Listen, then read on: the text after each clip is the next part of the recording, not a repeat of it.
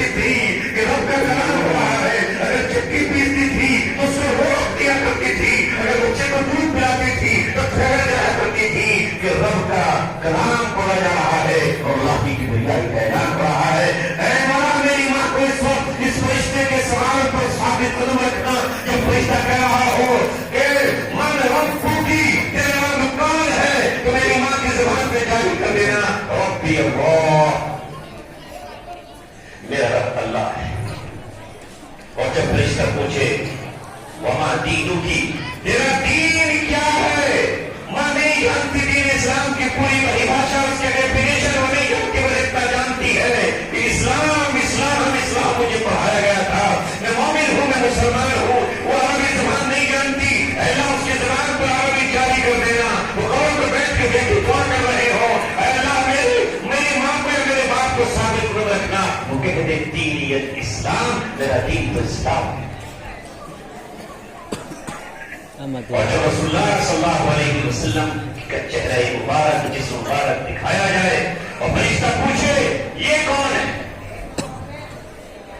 وما تقول فی ھذا الرجل یا ما تقول فی ھذا الرجل، ان کے بارے میں تمہارا کیا خیال ہے. تو ماں یا باپ یہ کہہ دیں کہ ہم ویسے تو انپڑھ ہیں مگر ہم نے علماء کی تقریر میں سنا تھا، ہمیں ہمارے بیٹے نے بتایا تھا کہ ہمارے پڑھے لکھے شوہر نے بتایا تھا کہ میں نے کسی نے موبائل سے پڑھنے سنتے ہوئے سنا تھا کہ قبر میں دو سوال ہوں گے اور تیسرے رسول اللہ کا چہرہ دکھایا جائے گا. ماں یہ کہہ دے یہ وہی تو ذات ہے جس کے لیے میں نے ہزاروں کروٹیں بدلی تھی کہ بعد میں ان کی زیارت ہو جائے. میں نے ہاتھ میں تصویر دونوں نے پاک کی شریف پڑھی تھی کہ ان کی زیارت ہو جائے. میں نے جانے کتنی دعائیں مانگی تھی کہ اللہ محمد رسول اللہ کی زیارت ہم میں ہو جائے.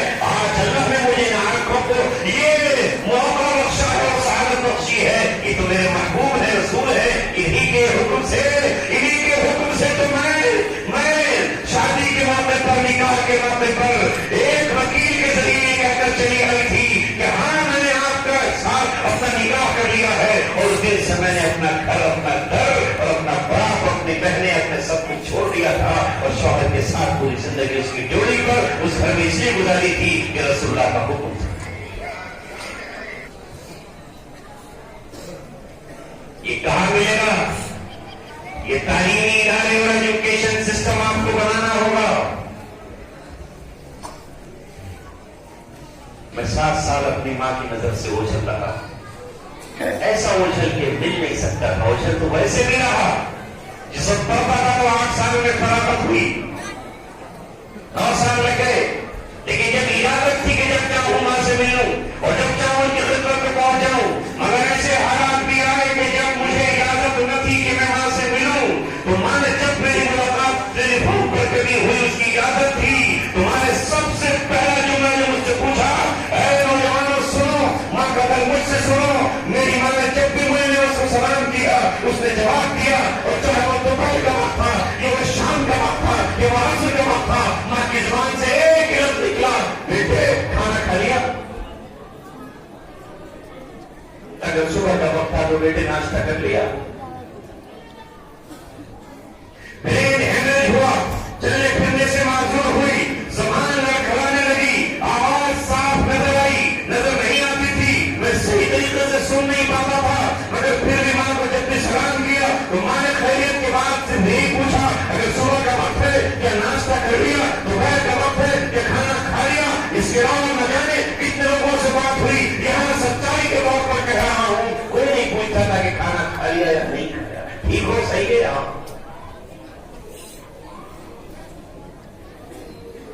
اور دوسری آرزو یہ تھی کہ میری ایک ہی دعا ہے، میری موت تیرے آنے سے پہلے نہ ہو جائے.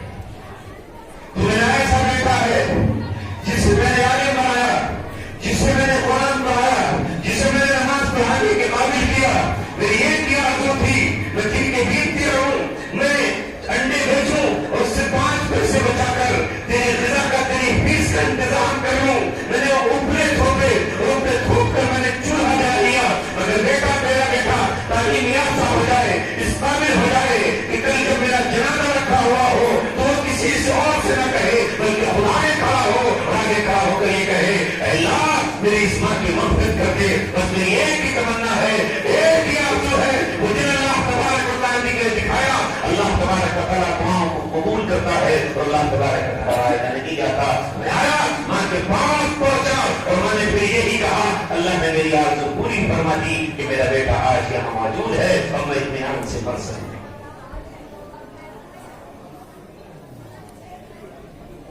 یہ تحدیث میں نعمت کے طور پہ کہہ رہا ہوں، اپنی بڑائی کے لیے نہیں کہہ رہا، ہر ماں کا دل یہی کہتا ہے، ہر ماں کا دل یہی کہتا ہے، ہر باپ کا دل یہی کہتا ہے۔ اس لیے اللہ جانتا ہے کہ ماں باپ کا مرتبہ کیا ہے، تو اس رات نفرت نہیں ہوتی دوسرے اس شخص کی جو ماں باپ کو ستاتا ہے، ان سے تعلقات قائم نہ رکھتا، بیوی کو لے کر الگ بھاگ جائے اور ماں کو چھوڑ کر چلا جائے۔ تیسرے اس مومن کی نفرت نہیں ہوتی جو دوسرے مسلمان بھائی سے کینہ رکھتا ہو اور بغض رکھتا ہو۔ آج کی رات اپنے دلوں کو صاف کر لو، پاک کر لو، کپڑے کی طرح دھو لو، آئینے کی طرح صاف کر لو، اس دل میں دوسرے مسلمان کے لیے کینہ نہ ہو، نفرت ہو جائے گی، اور اگر کینہ ہوا تو اللہ تعالیٰ پھینک دے گا اٹھا کر، نہیں کرنا مت۔ اور چوتھے اس شخص کی نفرت نہیں ہوتی جو اپنے رشتے داروں کو رشتے دار نہیں سمجھتا اور ان سے رشتہ توڑ لیتا ہے، قطع رحمی کرتا ہے، بنیاد چاہے مال بنے یا دولت، بنیاد چاہے کوئی زمین کا ٹکڑا بنے یا کوئی تجارت، اگر اپنے شراہوں سے ٹوٹتا ہے، اس لیے اللہ کے رسول صلی اللہ علیہ وسلم نے فرمایا سلم قطع کا، جو تجھ سے ٹوٹے تو اس سے بھی جوڑ۔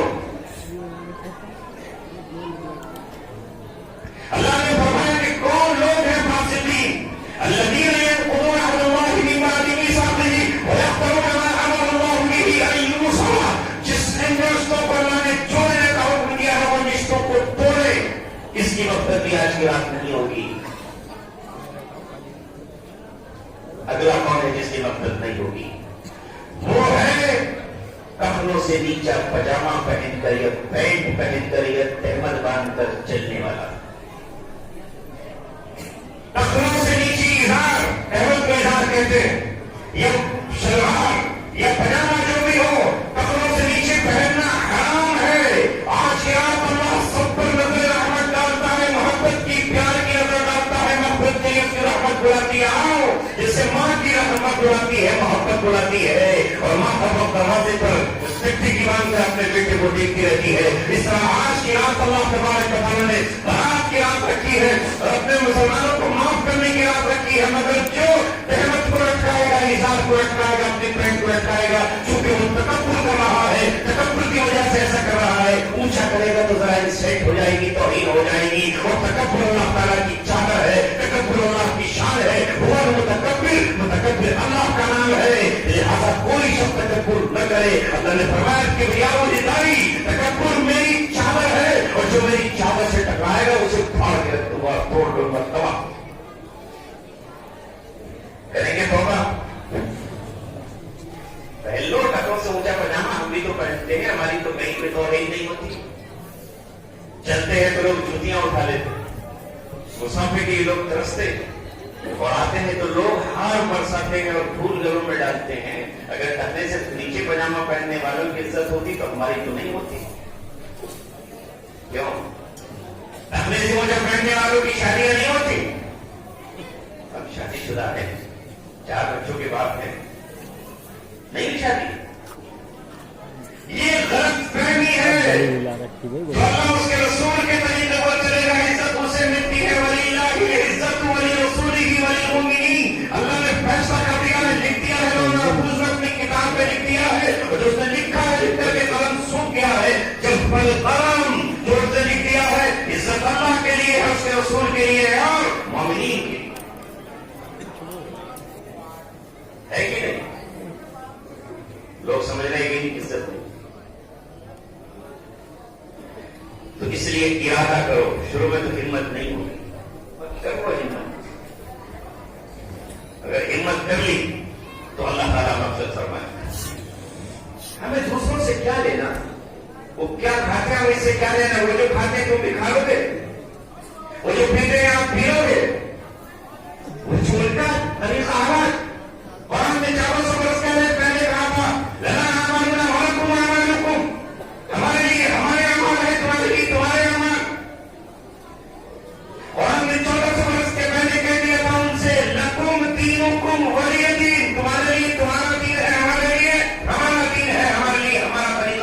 तुम्हारा तरीका है। कोई दुनिया की कौन मुर्दार खाए मगर आप तो नहीं खाओगे। कोई बहता हुआ खून मजेदार समझ करके पी जाए, आप तो नहीं पियोगे। कोई खून को चटकाकर से खीरे बनाकर खाता रहे, आप तो नहीं खाओगे। कोई छटके का खाए मगर आप तो नहीं खाओगे। आपके लिए आपके नबी का तरीका है, उनके लिए उनका तरीका है, वो जाने अब उससे क्या लेना देना।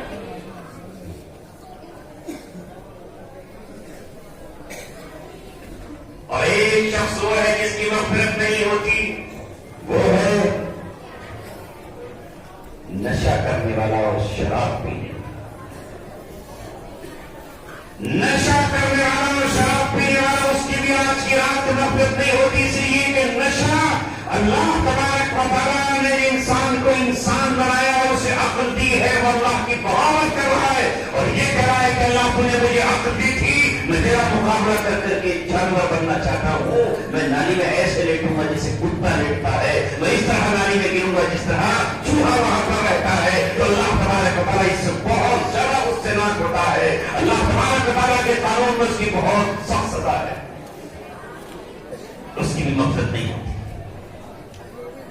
मुझे बड़े अफसोस के साथ आज ये कहना पड़ रहा है, मैं जब आज शहरों में जाता हूँ और अल्लाह ताला ने मुझे फिर से मौका दिया है कि मैं अपने नौजवानों के बीच जाऊं और उनको बताऊं, जाकर तो पता चलता है कि यहाँ नशा हो रहा है। दोपहर में नजीबाबाद में जब पहुंचा तो वहां पर मुझे बताया वहां के इमाम साहब ने कि देखो ये जो पड़ा हुआ है शख्स बूढ़ा था और वो नशे में पड़ा हुआ था, आज की रात आज के दिन पड़ा हुआ है और इस महल्ले में न जाने कितने नौजवान हैं जो नशा कर रहे हैं और शराब पी। हाय मुसलमानों, कहां से कहां पहुंच गए, किस मकाम पर पहुंच गए, बस्तियां कहां पहुंच गई, बिगाड़ कहां से कहां तक पहुंच गया। ये हमारी किस नफरत नहीं होगी और आने वाले रमजान के महीने में जो शब कद्र आएगी उसमें नफरत नहीं। हाँ मगर आज की रात तौबा कर लो, जैसे आपने भी मुझसे पहले जबरदस्त बयान सुना और वो इसी तरह का बयान था, मैं उसे नहीं दोहराना चाहता। छोड़ो ये तमाम चीजें, महबूब बन जाओ अल्लाह तबारक व तआला के। नहीं मालूम अगर साथ किसी को मिले या न मिले,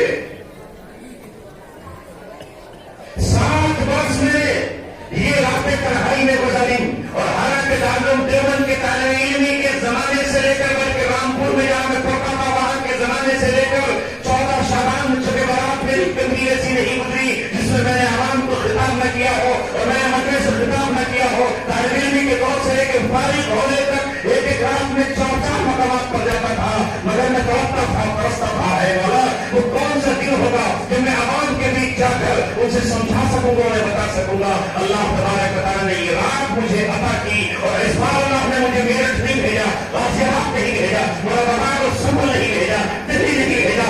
एक गुरुद्वारा के मुसलमानों और मदीना मस्जिद की नमाज के ऊपर बैठे हुए लोगों, तुम्हारे पास अल्लाह ने भेजा है ताकि मैं उसका पैगाम आपको सुनाऊं और कल क़यामत में अल्लाह ताला आपसे कहे कि मैंने एक बंदे को, एक कमजोर को, एक नबी को, एक नाकाम को तुम्हारे पास भेजा था और तुम्हें जाकर के पुकार रहा था। अगर आज आपने पुकार नहीं सुनी तो कल अल्लाह ताला क़याम में फरमाएगा अल-यौमा नंसाकुम कमा नसीतुम लिक़ाअ यौमिकुम हाज़ा, मैं आज तुमको भुला रहा हूं जिस तरह तुमने आज की मुलाकात को भुला दिया था। और अगर अल्लाह भूल गया तो क्या होगा? अल्लाह ताला कह रहा है कि जो हमें बुला देते हैं, अल्लाह ने उन लोगों को अल्लाह को बुला दिया, तो अल्लाह ने उनको बुला दिया। अगर अल्लाह हमें आपको भूल जाए तो किसी की माँ में दम है, किसी के बाप में दम है कि वो रोटी का टुकड़ा आपको दे दे। बोलो अल्लाह तबारक व तआला ने आप पर फज़ल फरमाया और आपको अल्लाह तबारक व तआला ने मौत के करीब पहुंचाकर फिर वापस बुलाया और जिंदगी अता करती, न जाने आपके कितने अजीज हो, न जाने आपके कितने ताल्लुकात वाले कीड़ियां रगड़ के दुनिया से चले गए। नमाज जनाजा नहीं मिल सकी, पता नहीं चला कि किसने नमाज पढ़ी और नहीं पढ़ी, कहां दफनाए गए, कहां उनकी कब्र है। ये ऐसे हालात पेश आए, अल्लाह जो कल कौमा भेजने पर कादिर था आज जो इससे बड़ी आफत भेजने पर कादिर है, इससे पहले कि आसमान से आफतें उतरे और जमीन से अज़ाब आए और हम पर अल्लाह तबारक व तआला ज़ालिमों को मुसल्लत कर दे, जो भरे चौक में हमें ज़िल्ल व ख़ार कर दे ہماری نظروں کے سامنے تمام تباہ و برباد ہو جائے، اس دن سے پہلے آج توبہ کر لے تو اللہ تبارک و تعالیٰ کی طرف تم رجوع کرو۔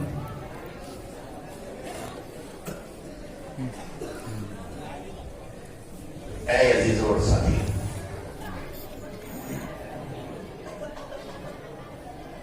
یہ وقت مسلمانوں کی سمجھ جانے کا ہے۔ آج سننے میں آتا ہے بعض بستیوں میں اور بعض مقامات پر کوئی پرواہ نہیں ہے، مسلمان وہ حرام کام انجام دے رہا ہے جس سے مٹانے کے لیے اس کو بھیجا گیا تھا، یعنی سود، انٹرسٹ، ربا، اور اسے عیب نہیں سمجھتا۔ بستی کی بستیاں اس میں ملوث ہیں، کیا بڑے اور کیا چھوٹے اس میں ملوث ہو گئے ہیں۔ اللہ تبارک و تعالیٰ نے سب سے آخر میں ربا اور سود کی آیتوں کو کہا، اور بعد وہ شکلیں جن میں سود تجارت میں بھی ہو سکتا تھا، خرید و فروخت میں، ان کو بھی اللہ تعالیٰ نے حرام قرار دے دیا۔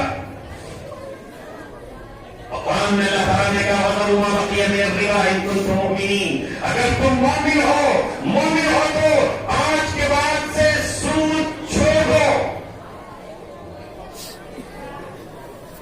وہ تھے صحابہ، جیسے ہی قرآن اترا یہ نہیں کہتے تھے کہ جناب کیسے چھوڑ دیں، ہمارا تو پیسہ بکھرا پڑا ہے، ہماری تو کیپٹل ڈوب جائے گی، اور ہم کیسے چھوڑ سکتے ہیں، تجارت بند ہو جائے گی۔ اللہ تبارک و تعالیٰ نے ان سے کہا کہ اگر تم آج غریب ہو تو اللہ تعالیٰ اپنے فضل سے تمہیں قرض عطا کر دے گا، چھوڑو۔ اور پھر قرآن نے اتنی بڑی دھمکی دی، اتنی بڑا چیلنج کیا اللہ تعالیٰ نے، بھائی اگر تم سودی لین دین اور سودی کاروبار کو اور اس چیز کو نہیں چھوڑتے ہو تو اللہ اس کے رسول سے جنگ کے لیے تیار ہو جائے۔ ہے کسی میں ہمت جو اللہ سے جنگ کر لے؟ اللہ تعالیٰ فرما رہا ہے کہ اللہ جنگ کرنے میں سب سے زیادہ شدید جنگ کرنے والا ہے اور بھیانک جنگ کرنے والا ہے۔ کہ اللہ تعالیٰ نے بدر میں نہیں بتا دیا آپ اور اس کے لشکر کو کہ تم ان 313 کا کچھ نہیں بگاڑ سکتے، تمہیں بگاڑنے کے لیے آئے ہو، میں نے کمان اپنے ہاتھ میں لی ہے، اور میں جبریل صلی السلام کو بھیج رہا ہوں۔ جو 1000 کا لشکر تھا 70 اس میں مارے گئے، اور 70 کو گرفتار کر لیا گیا، اور گرفتار کر کے ان کو مدینے کی مسجد نبوی کے ستونوں سے باندھ دیا گیا۔ اللہ تبارک و تعالیٰ سے جو اللہ نے حکم دیا سمندر کو، دریا کو دھو دیا، کیا قارون اللہ تبارک و تعالیٰ کا مقابلہ کرتا ہے؟ زمین کو حکم دیا، اللہ تعالیٰ اس کو پھنسا دیا۔ کیا شیطان اپنی جنت میں جا سکا؟ اللہ تعالیٰ نے جنت میں جانے نہیں دیا، اور گھوڑے سے اترتے ہوئے اس کی روح کو قبض کر لیا۔ اللہ تبارک و تعالیٰ نے قارون کو زمین میں پھنسا دیا، اور نمرود کو اللہ تبارک و تعالیٰ نے ایسا ذلیل کیا کہ ایک لنگڑے مچھر کو اس کی ناک کے ذریعے دماغ میں گھسا کر اس کے سر پہ جوتیاں لگ پڑی۔ اپنا کاروں کو مٹانے کے لیے اور ڈھانے کے لیے ہاتھیاں لے کر اللہ تعالیٰ نے ابابیل کی شکل میں، یعنی پرندوں کی جھنڈ کی شکل میں، بہت معمولی سے پرندے جن کی چونچ بہت چھوٹی تھی اور جن کے پنجے بہت معمولی سے تھے، ان میں معمولی سی کنکر لے کر بھیجا، اور آ جاؤ اس بندوں کو ماری کرو، یہ جو پتھر ہے اسی سے میں اپنا کی جسم کو چھلنی کر ڈالوں گا۔ ان سے اللہ نے فرمایا کہ ہم نے ایسا کر دیا، کیسا؟ فَجَعَلَهُمْ كَعَصْفٍ مَأْكُولٍ، جیسے کھایا ہوا بھوسا اور ٹھیک پائے۔ آج تو مسلمان اللہ کو چیلنج کرتا ہے سود لے کر اور سود دے کر کہ میں تجھ سے ڈروں گا۔ چپتی نہ چپتی کے چھوڑ پہ تو اللہ تعالیٰ سے کہہ رہا پائے گا۔ یہ جنگ ہے اگر کوئی سود لیتا ہے۔ محمد رسول اللہ صلی اللہ علیہ وسلم نے فرمایا اگر کوئی شخص سود کا 1 درہم لیتا ہے یا اس سے نفع اٹھاتا ہے تو ایسا ہے جیسے اس نے اپنی حقیقی اور صحیح ماں کے ساتھ 70 مرتبہ زنا کر دیا۔ سود کھانے والا بغیرت ہو جائے گا، اس کے اثرات آج پتہ نہیں چلیں گے، برسوں بعد پتہ چلیں گے، جب بیٹیاں ناک کٹوا دیں گی اور جب ہاتھوں سے نکل جائیں گی اور ایمان بھی چلا جائے گا، اس وقت اس کی نبوست کا پتہ چلے گا۔ اگر سود کی اجازت ہوتی تو کہا وہ ہوا منہ سے کیوں توڑتے اور زمین پر کیوں پڑے رہتے؟ لوگ گزرتے اور ان کی گردن کو مسل